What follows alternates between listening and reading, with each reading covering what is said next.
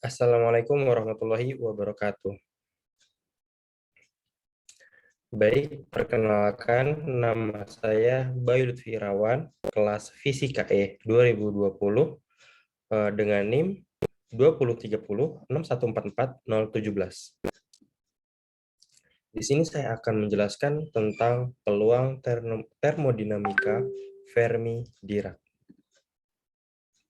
Di sini saya akan menjelaskan terlebih dahulu tentang apa itu partikel Fermi. Di sini kita ada definisi partikel Fermi. Baik, dalam azas larangan Pauli dikatakan bahwa untuk atom yang memiliki lebih dari satu elektron, misalnya Na, elektron-elektron tidak berkumpul di tingkat energi rendah karena masing-masing status hanya boleh ditempati tidak lebih dari satu elektron. Azas-azas larangan Pauli ini diperoleh sebagai konsekuensi dari sifat elektron sebagai gelombang. Azas larangan Pauli akan muncul dengan sendirinya apabila kita memilih fungsi gelombang total yang antisimetrik. Partikel-partikel yang memiliki sifat seperti ini, misalnya elektron, proton dinamakan partikel Fermi atau fermion. Jadi, partikel-partikel Fermi itu partikel-partikel yang memiliki sifat seperti muncul dengan sendirinya. Oke. Partikel yang memiliki sifat-sifat yang tertera di atas seperti itu. Partikel Fermi juga bisa disebut dengan fermion. Baik, peluang termodinamika. Nah, di sini selanjutnya akan dijelaskan tentang peluang termodinamika. Oke, persamaan peluang termodinamika Fermi-Dirac. Peluang termodinamika suatu keadaan makro dalam sistem yang memenuhi statistik Fermi-Dirac adalah W sama dengan N kepada I sama dengan 1 G I faktorial per N I faktorial dalam kurung GI kurang NI tutup kurung faktorial. Dengan GI adalah degenerasi tingkat energi I yang memiliki energi EI dalam keadaan makro dan NI adalah jumlah partikel yang menempati tingkat energi I juga dalam keadaan makro tersebut. Dalam statistik Fermi-Dirac hanya boleh terdapat satu partikel saja atau tidak ada partikel yang menempati satu keadaan energi. Jumlah keadaan energi dalam satu tingkat energi I ditunjukkan dengan nilai degenerasi tingkat energi tersebut dalam GI. Oke, saya ulangi lagi. Rumus peluang termodinamika suatu keadaan makro dalam sistem yang memenuhi statistik Fermi-Dirac adalah W sama dengan N, I sama dengan 1, G, I faktorial per N, I faktorial kali GI kurang NI faktorial. Seperti itu. Oke, baik, selanjutnya adalah distribusi Fermi-Dirac. Nah, di sini kita ada ciri-ciri distribusi Fermi-Dirac. Yang pertama, partikel-partikel dalam sistem tidak dapat dibedakan antara yang satu dengan yang lain. Jadi, partikel-partikel ini seluruhnya tidak bisa dibedakan antara satu dengan yang lain, seperti itu. Yang kedua, status-status atau keadaan energi hanya boleh diisi oleh satu partikel saja. Artinya, tidak boleh diisi lebih dari satu partikel. Nah, ketika di keadaan satu status atau keadaan energi, itu diperbolehkan hanya diisi oleh satu partikel saja. Tidak boleh lebih dari satu partikel, entah itu 2, 3, dan seterusnya. Oke, sebagai contoh sebuah partikel bebas bermassa M, dalam ruangan dengan volume V, status energi partikel itu ditentukan oleh 3 bilangan kuantum. Nah, 3 bilangan kuantum ini apa aja sih? Nah, 3 bilangan kuantum itu yaitu Nx, Ny, dan Nz yang merupakan bilangan bulat dari 0, 1, 2, 3, dan seterusnya. Jadi saya ulangi lagi. Status energi partikel itu ditentukan oleh 3 Status energi partikel itu ditentukan oleh 3 bilangan kuantum, yaitu Nx, Ny, dan Nz, yang merupakan bilangan bulat dari 0, 1, 2, 3, dan seterusnya. Tingkat energi partikel itu ditentukan jumlah kuadrat dari Nx, Ny, dan Nz menurut persamaan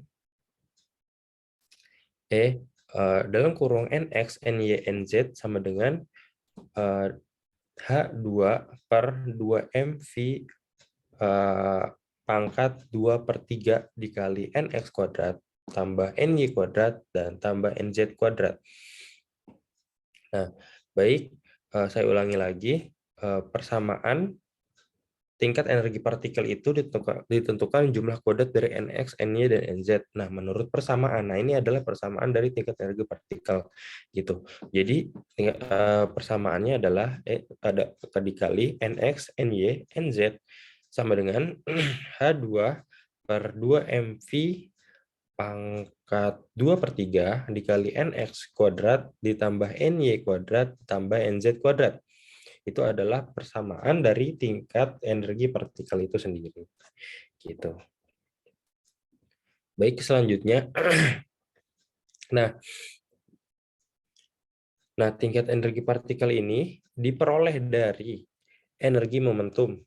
Lambda sama dengan H per P, P sama dengan H per lambda, dan lambda adalah sama dengan L per N. Nah, sehingga N sama dengan P2 per 2M sama dengan H N per L pangkat 2 sama dengan H2 N kuadrat per L kuadrat per 2M sama dengan H pangkat 2 per 2mL pangkat 2 dikali N pangkat 2 L sama dengan V akar 3 sama dengan H pangkat 2 per 2M dikali V akar 3 pangkat 2 dikali N pangkat 2 sama dengan H pangkat 2 per 2MV pangkat 2MV dikali 2/3 dikali N kuadrat. Nah, ini ini menghasilkan tingkat energi partikel itu sendiri yang ditentukan oleh jumlah kuadrat dari Nx, Ny, dan Nz. Ini diperoleh dari rumus-rumus ini gitu. Nah, penjelasan selanjutnya, jika elektron merupakan gelombang-gelombang yang berdesakan, maksudnya sempit gitu, dalam satu ruangan itu berdesakan, jadi identitas masing-masing menjadi tidak bermakna dan tidak bisa menggunakan pengertian makro seperti pada statistik Maxwell-Boltzmann. Oleh karena itu, digunakan lambang N1, N2, N3, dan seterusnya untuk menunjukkan jumlah partikel-partikel atau bilangan populasi pada tingkatan, maksudnya jumlah partikel-partikel atau bilangan populasi ini sama saja pada tingkatan energi ke 1, 2, 3, dan seterusnya. Dengan cara ini, maka energi total dalam kumpulan N elektron adalah U sama dengan N, I sama dengan 1, E 1 kali N1, dan N sama dengan N 7I sama dengan 1 NI. Nah, di sini ada namanya contoh permasalahan dalam statistik Fermi-Dirac. Suatu sistem, contohnya ini seperti saat ini, yaitu suatu sistem terdiri dari dua tingkatan energi. Tingkatan E1 memiliki 4 keadaan energi dan ditempati oleh 3 partikel, sedangkan pada tingkatan E2 memiliki 3 keadaan energi dan ditempati 2 partikel. Jika partikel memenuhi statistik Fermi-Dirac, digambarkan keadaan mikro yang mungkin. Oke, jadi ini yang ini itu tingkatan energi yang pertama dengan 4 keadaan. Ini keadaan pertama, ini keadaan kedua, ini keadaan ketiga, ini keadaan keempat. Gitu. Jadi ada 3 partikel di 4 keadaan gitu, di 4 keadaan yang berbeda gitu, dalam 4 ruangan. Gitu. Ini yang tingkat energi pertama. Itu diisi oleh 3 partikel di 4 ruangan dan 4 keadaan yang berbeda. Seperti itu. Dan yang kedua, ada 3 cara untuk menempati partikel, untuk menempati tempat di sini, yaitu ada 3 keadaan. Yang pertama ini, yang kedua ini, yang ketiga ini, gitu. Jadi, di tingkat energi kedua ini ada 2 partikel yang mengisi tiga tempat dan memiliki 3 keadaan seperti itu. Seperti penjelasan pada ini. Oke. Oke, saya bacakan lagi. Nah, ini sistemnya terdiri dari 2 tingkat energi. Tingkatan pertama memiliki 4 keadaan energi dan ditempati oleh 3 partikel, sedangkan tingkatan 2 memiliki 3 keadaan energi dan ditempati 2 partikel. Nah, partikel-partikel ini memenuhi statistik Fermi-Dirac digambarkan dalam keadaan mikro yang mungkin. Tuh, seperti itu. Maka contohnya akan seperti ini, gitu. Oke, lanjut. Maka peluang termodinamika W untuk setiap tingkat energi yang dapat dirumuskan adalah sebagai berikut.